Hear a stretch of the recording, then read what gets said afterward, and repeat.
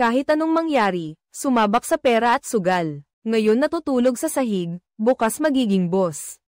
Ito ay isang pelikulang hango sa napakaraming totoong panloloko. Ngunit ang mismong pelikulang panlaban sa panloloko na ito ay kinundena ng maraming bansa sa Timog Silangang Asya.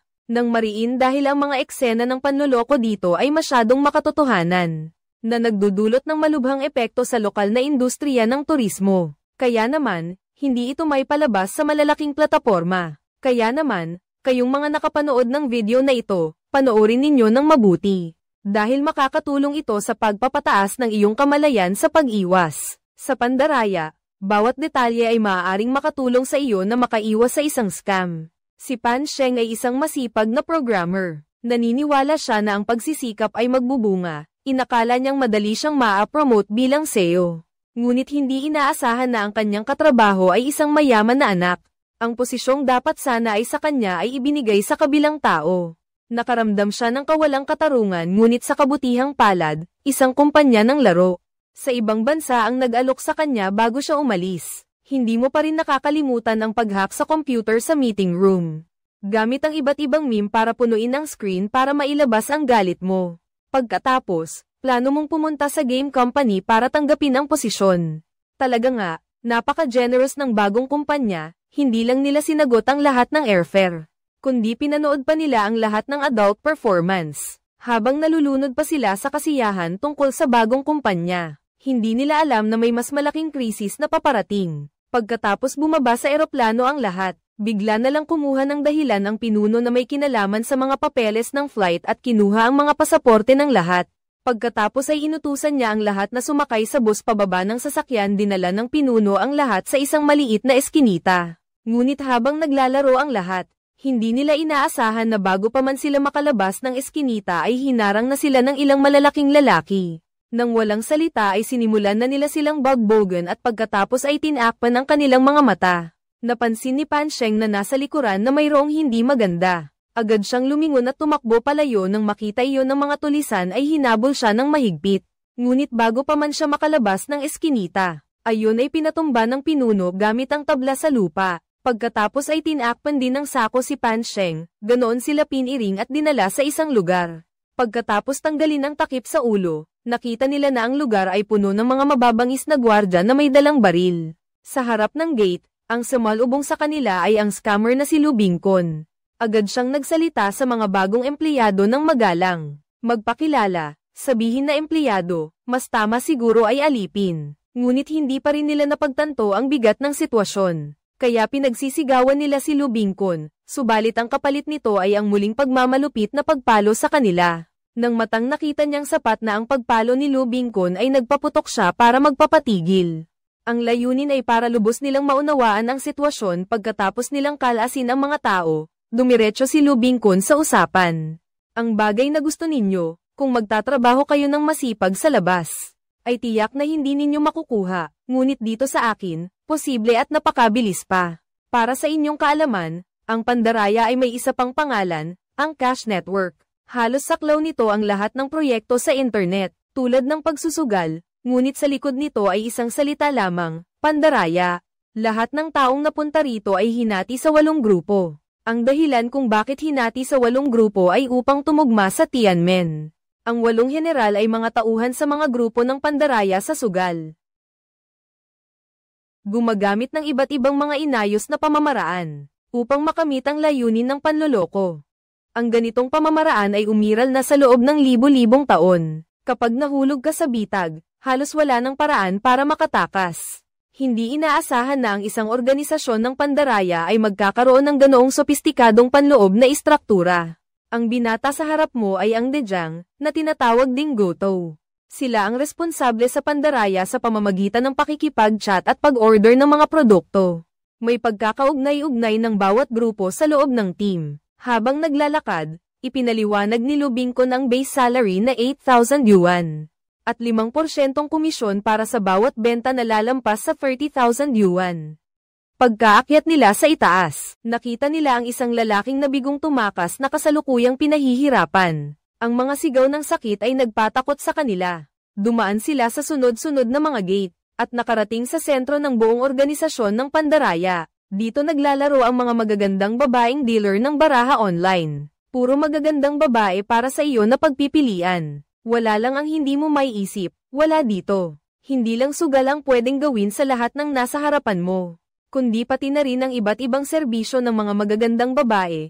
Ang mas nakakagulat pa ay ang lugar na ito ng panloloko ay kasama rin ang libo-libong estudyante. Mukhang hindi rin nag-aatubiling gumamit ng anumang paraan ang pugad ng panloloko na ito para panatilihin ang mga tao. Pagkatapos, si Pan Sheng ay dinala sa isang dormitoryo. Habang naghahanda siyang magpahinga, biglang may lumabas na daga. Tama, napakahigpit ng bantay dito. Kahit isang daga ay hindi makakatakas. At ang lalaking nasa tabi niya, dahil sa bigong pagtakas, ay ikinulong sa hawla. Sa sandaling iyon, pumasok ang pinuno kasama ang kanyang mga tauhan. Pagkatapos, pinilit nila si Pan Sheng na i-unlock ang telepono. Ipadala mo sa nanay mo, sabihin mo sa kanya ang ilang salita. Pagkatapos, magpadala ng mensahe sa pamilya na nagsasabing maayos ang lahat dito. Susunod, hinayla niya palabas ang lalaki sa hawla. Hinayla palabas at binugbog ng todo hanggang kinabukasan ng opisyal na magsimula ang trabaho. Ang direktang pinuno ay nagbigay sa iyo ng bagong misyon. Alam mo bang magsulat ng web crawler? Maraming tao ang hindi nakakaunawa sa web crawler. Sa madaling salita, ito ay isang programa o script na automatikong nangongolekta ng impormasyon, tulad ng mga biglaang flash sale online. Ngunit wala pang isang segundo ay ubos na. Kung hindi mo nakuha ito, hindi ito usapin ng bilis ng iyong kamay. Dahil nakikipagkumpetensya ka sa isang makina na nagkiklik ng libo-libong beses bawat segundo. Ngunit si Pan Sheng ay may sariling prinsipyo. Sa simula, tumanggi siyang magsulat ng ganoong programa, ngunit, ang naghihintay sa iyo ay isang suntok na haharap sa pang-aapi. Si Pan Sheng ay nag-atubiling nagbukas ng computer para magtrabaho. Habang isinusulat ang bawat linya ng code, libo-libong personal na impormasyon ang mabilis na kinopya. Habang walang nagbabantay sa tabi ni Pan Sheng, matapang siyang kumuha ng isang piraso ng papel at isinulat ang pakiusap para sa tulong dito. Pagkatapos gawin ang lahat, pumunta siya sa banyo. Gusto niyang itapon ang papel na may pakiusap sa labas sa pamamagitan ng bintana. Ngunit ang inidoro ay kailangang magdala ng bigat na hindi nito dapat dalhin. Sa ganoong paraan, bumagsak si Pan Sheng sa lupa, at ang malakas na ingay ay nakagambala sa isang babae na nasa loob ng banyo. Ang babae ay nagngangalang Ana. Siya ay isa sa mga magagandang babaeng dealer dito. Kinuha niya ang piraso ng papel na nahulog sa sahig. Sa kabutihang palad, pagkatapos makita ang pakiusap dito, hindi niya ito pinalaki at ibinalik ang papel sa kanya. Bago siya napunta rito, isa siyang medyo sikat na modelo. Ngunit hindi niya inaasahan na ang kanyang larawan ay may imprenta sa mga calling card ng mga babaeng nagbebenta ng serbisyo. Ang mga pinuno ng kumpanya na makakakita nito ay matatakot na magdulot ito ng negatibong epekto. Agad siyang sinibak pagkatapos ay sa tulong ng kaibigan. Nagsimulang mag-endorso si Ana ngunit nang dumating doon ay nalaman niyang ito ay sexy na pagkuha ng litrato. Nagalit si Ana at umalis ngunit ito ay paglabag sa kontrata. Binalaan siya ng kabilang panig na kung gusto niyang umalis ay kailangan niyang magbayad ng 30,000 yuan bilang bayad sa pagwawakas ng kontrata. Buti na lang at sa pagkakataong ito ay dumating ang matalik niyang kaibigan sa tamang oras at naglabas ng pera para tulungan siyang ayusin ito. Pagkatapos nito ay muli siyang inirekomenda ng matalik niyang kaibigan sa pinuno ng lugar ng pandaraya nang makita niya ang trabahong mataas ang sweldo at madali pa. Hindi na napigilan ni Ana ang tukso, kaya sumakay siya ng bus patungo sa hangganan, ngunit hindi niya alam na ang lahat ng ito ay gawa ng kanyang matalik na kaibigan na nakipagsabuatan sa mga scammer para bitagin siya. Nang dumating ang mga babae sa lugar na ito, kinuha rin ni Lubingkon ang kanilang mga pasaporte.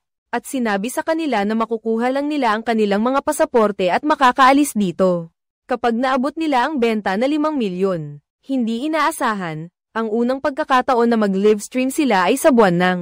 Sa ganoong paraan, nakilala niya si Pan Sheng sa banyo. Mabilis silang nagkaintindihan sa kanilang pag-uusap. Nangako si Pan Sheng na tutulungan si Ana na maabot ang benta na 5 milyon. Ngunit kailangan niyang tulungan siya paglabas para ipagbigay alam sa pulisya. Ngunit bago pa man siya matapos magsalita, dumating na ang pinuno sa pintuan. Nang makita ito ni Pan Sheng, mabilis niyang hinaranggan ang pinto. Ipinaliwanag ni Ana na siya ay nasa kanyang regla. Umalis na ang pinuno pagkatapos marinig iyon. Agad niyang sinabihan si Pan Sheng na magtago, ngunit hindi niya inaasahan na paglabas pa lang niya sa pinto ay sinampal siya ng pinuno. Pagkatapos, kumuha siya ng isang pakete ng sanitary napkin para aliwin si Ana. Sa sandaling iyon, biglang bumuga ng malakas ang gripo sa banyo. Narinig ito ng pinuno at nagmadaling tumakbo. Natakot si Pan Sheng at nagtago sa banyo. Pinunit ang papel na panawagan para sa tulong kanina at inihagis sa inidoro. Ngunit nang pindutin niya ang flush, walang tubig. Sa oras na ito, hinahanap ng pinuno ang bawat silid. Kapag natuklasan, tiyak na mamamatay si Pan Sheng. Sa gitna ng panganib, nagbigay siya ng senadoryas at kinuha ang mga piraso ng papel. Pagkatapos mag-isip, direkta niya itong ipinasok sa kanyang bibig. Nang binuksan ng pinuno at nakita niya si Pan Sheng, agad niya itong hinayla palabas. Mabuti na lang at nalunok ito ni Pan Sheng kaya hindi siya nahuli. Sa oras na iyon, ipinaalam ng tauhan sa pinuno na may malaking isda na nakagat. Pagkatapos suntukin si Pan Sheng, umalis siya sa banyo. Habang si Pan Sheng naman, para matulungan si Ana na maabot ang benta, ay naghanap ng target ng todo, at mabilis siyang nagkaroon ng pag-unlad. Ang bago niyang malaking isda ay isang magtatapos na master's degree, nagngangalang Atian.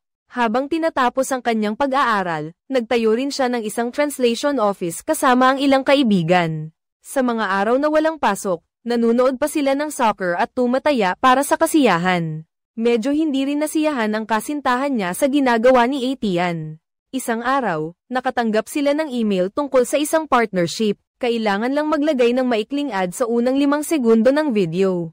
At maaari na silang kumita ng 3,000 sa advertising fee.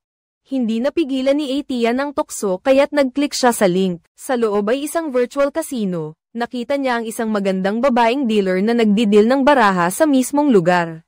Kasama pa ang libreng chips na ibinigay. Dahil sa pagkausyoso, sinubukan ni Atian maglaro ngunit hindi niya inaasahan na biglang sumabog ang swerte niya at sunod-sunod siyang nanalo. Ang patuloy na mabilis na pagkita ng pera ay nagpapatuloy sa kanya. Bilang isang nag-aaral ng matematika, mabilis siyang nakabuo ng isang paraan. Natiyak na mananalo at hindi malulugi, iyon ay ang patakaran ng pagdoble ng taya. Sa pamamagitan ng kalkulasyon, natuklasan ni Atian ang butas sa pagsusugal. Basta't patuloy siyang magdodoble ng taya, palagi siyang mananalo. Bukod pa rito, ang posibilidad na matalo ng 10 beses ng sunod-sunod ay isa lamang sa 1,000. Ang ganoong matinding malas, pakiramdam ni Atian ay natural na hindi mangyayari sa kanya.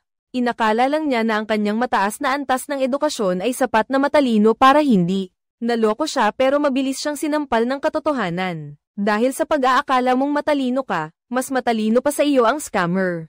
Hanggang sa nagsimula siyang maglagay talaga ng pera. Hindi niya inaasahan na talagang mangyayari ang malas na posibilidad na iyon. Mabilis na naubos ang pera niya, halos wala na siyang natira. Ngunit hindi pa rin pumapayag si Atian, iniisip pa rin niya na dahil lang ito sa malas. Ngunit hindi niya alam na ang grupo ng mga scammer ay sinasamantala mismo ang kahinaan na ito para kumita. Napakabilis nilang sinimulan ang malalakas na pag-atake kay Atian. Nagsimula sila ng iba't ibang uri ng pagpapautang at nagpakalat ng insider information. Pagkatapos, nagpanggap si Pan Sheng bilang isang online loan officer para makipagkaibigan kay Atian sa WeChat, kaya umutang si Atian ng 1 milyon. Matagumpay na nakuha ni Atian ang pera at mabilis na nagtiwala sa kabilang panig. At unti-unting nawalan ng pag-iingat sa scam group. Dahil kung sila ay scammer, bakit nila ako papautangin ng ganoong kalaking halaga? Pagkakakuha ng pera, bumili siya agad ng regalo para sa kanyang kasintahan bilang pagbabayad puri. Ngunit sa kasalukuyan, bigla siyang nakatanggap ng internal na balita mula kay Ana.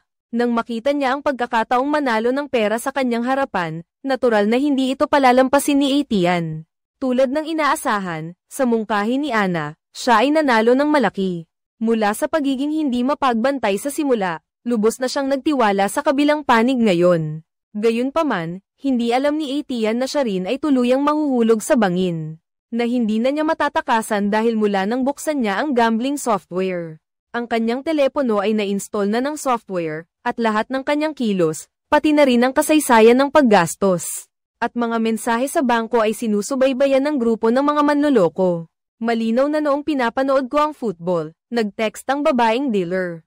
At sinimulan akong bigyan ng insider news tungkol sa pinakabagong taya sa football.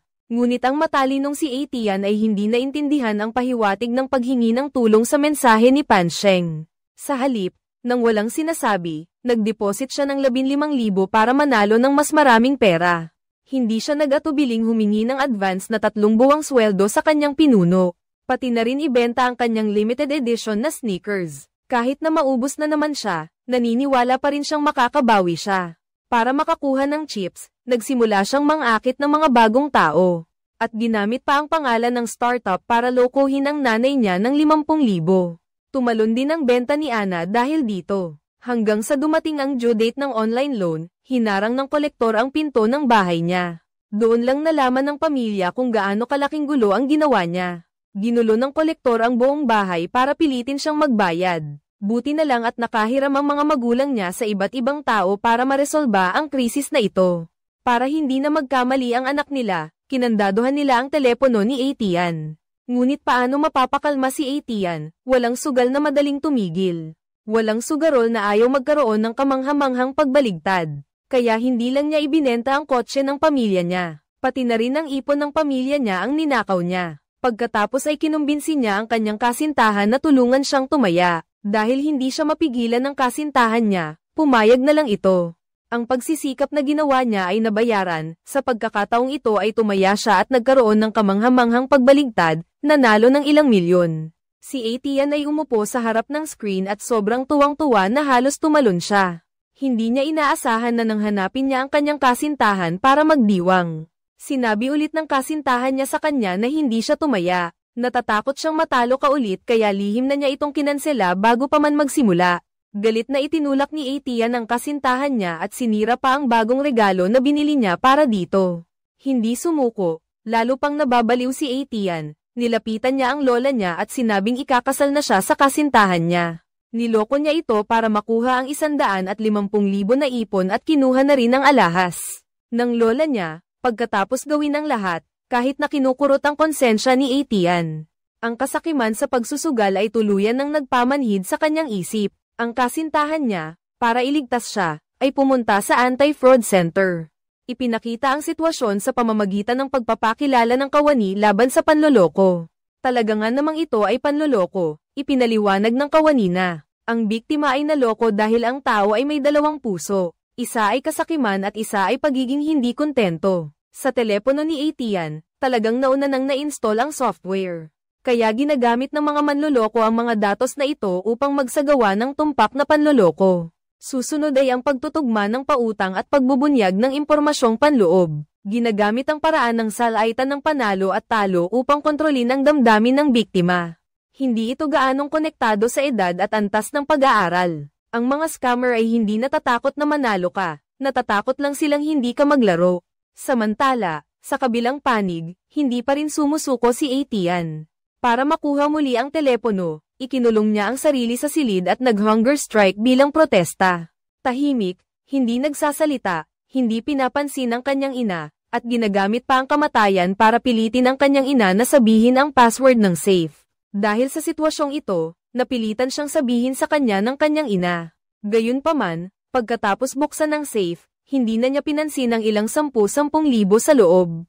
Pagkatapos nito, kinuha pa niya ang mga titulo ng lupa ng pamilya para makahiram ng 8 milyon. Pagkatapos ay agad na makipag-ugnayan kay Ana para sa insider information. Nais niyang maglaro ng malaki, isang beses na pagbaliktad sa pamamagitan ng pamumuhunan sa cryptocurrency. Sa mungkahi ni Lu Bingkon, inilipat ni Atian ang lahat ng pera sa itinalagang account. Sa sandaling pumasok ang pera sa account, agad na kumilos ang scam ring. Hinati nila ang 8 milyon na ito para sa mga kasabwat na mag-withdraw. Sa buong bansa, sunod-sunod silang gumawa ng mga order sa online shopping na may mga pekeng transaksyon. Sa loob ng 10 minuto, ang 8 milyong cash ay ganap ng nalaban at na-withdraw. Pagkatapos ay sunod-sunod itong inilipat sa ilang lehitimong account. Sa ganitong paraan, hindi pa rin sila mapipigilan ng pulisya. Ang susunod ay ang eksena ng master scammer na si Lu Bingkon. Sa kabilang banda, si Atian ay nananaginip pa rin, hanggang sa nag-reply siya sa text at nalaman niyang na-block na siya ng magandang babaeng dealer. Sa huling sandaling ito, saka lang napagtanto ni Atian na ang lahat ay isang patibong na inihanda ng sindikato ng mga scammer. Ngayon, hindi lang siya naubusan ng lahat. kundi nagdulot pa siya ng utang na 8 milyon sa kanyang pamilya, na nagdulot ng matinding kawalan ng pag-asa.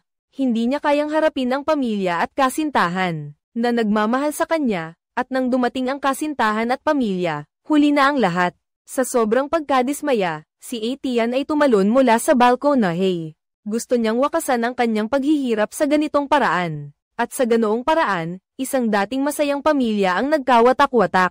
Sa kabutihang palad, pagkatapos ng emergency operation, nailigtas si Etienne. Ngunit sa kasamaang palad, ang natitirang bahagi ng kanyang buhay ay gugugulin na lamang.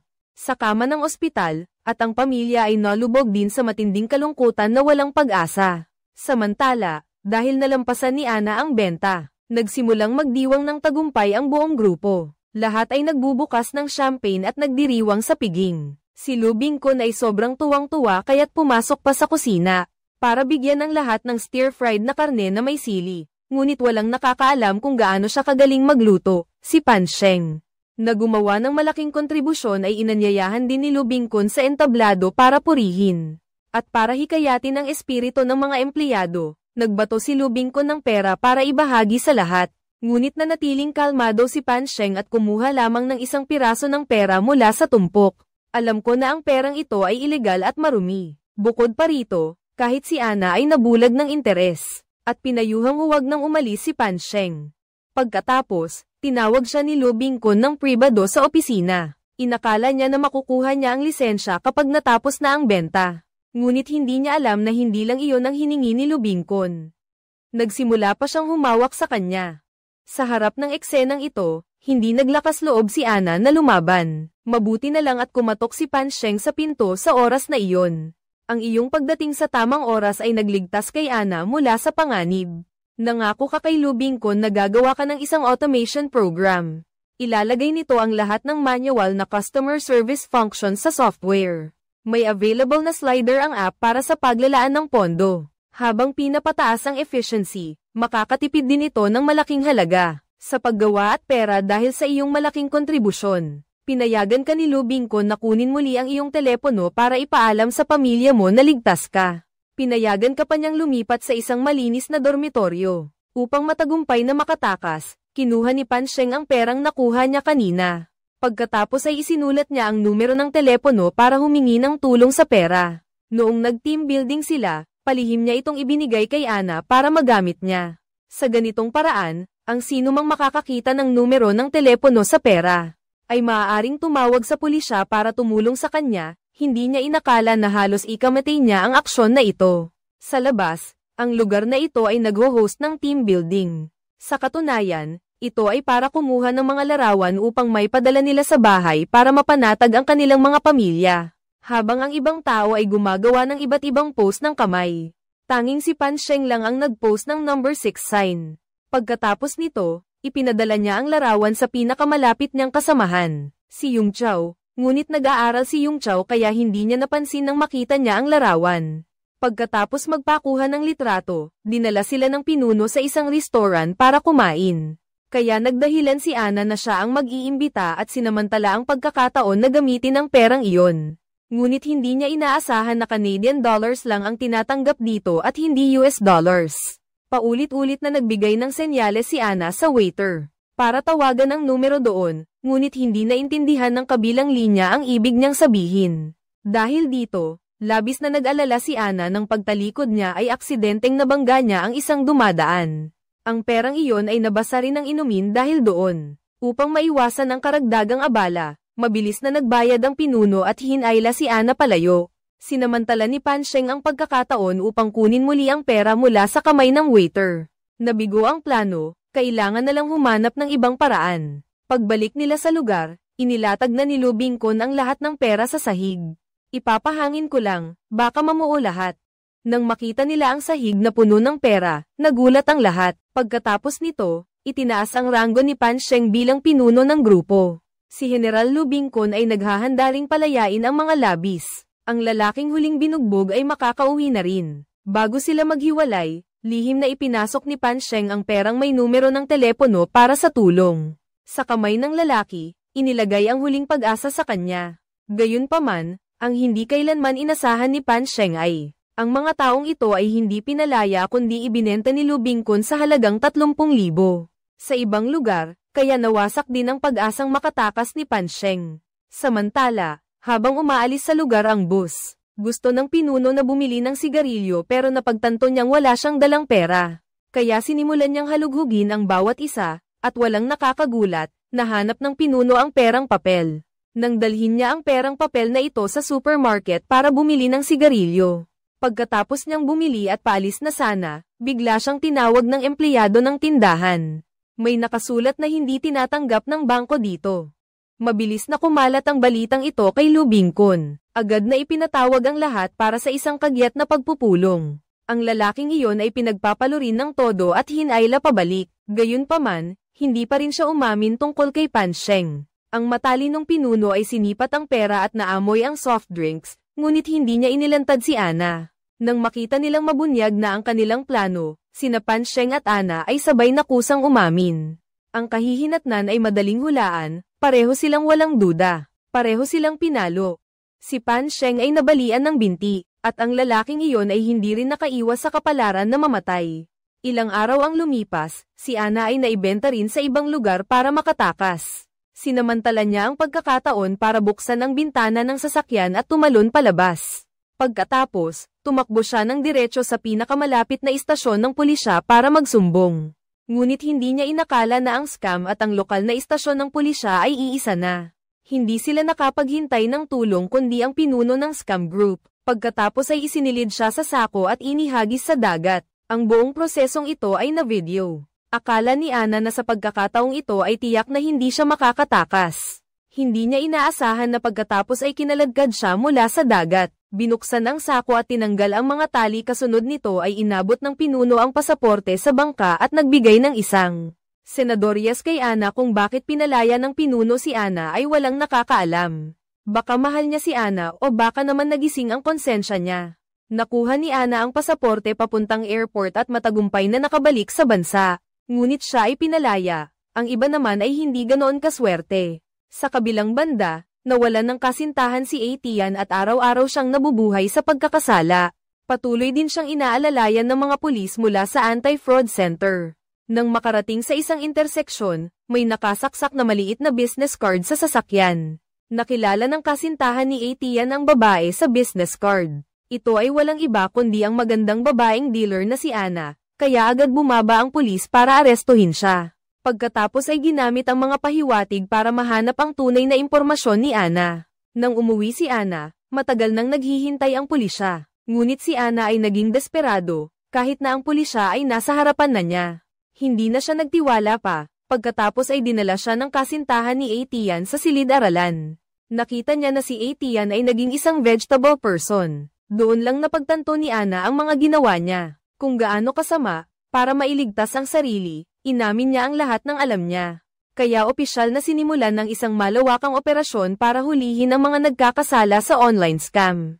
Ngunit sa kabila nito, habang hinahabol ay tinakat pa rin kami ng mga tulisan. Buti na lang at agad namang sumipot ang pinuno ng samahan ng mga negosyanteng Chino.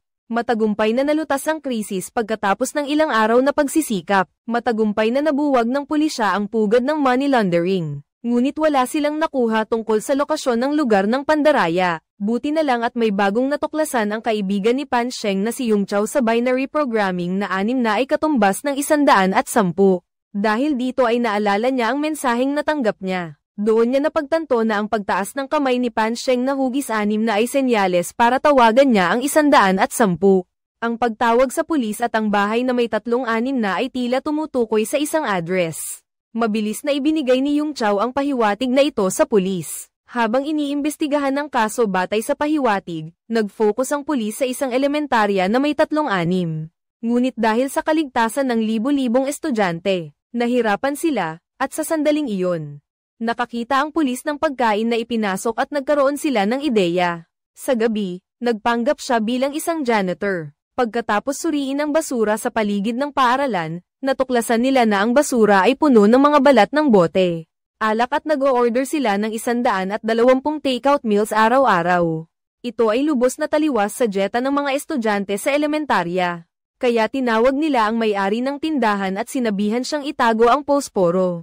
sa loob ng mga baw kapag naghahatid ng pagkain.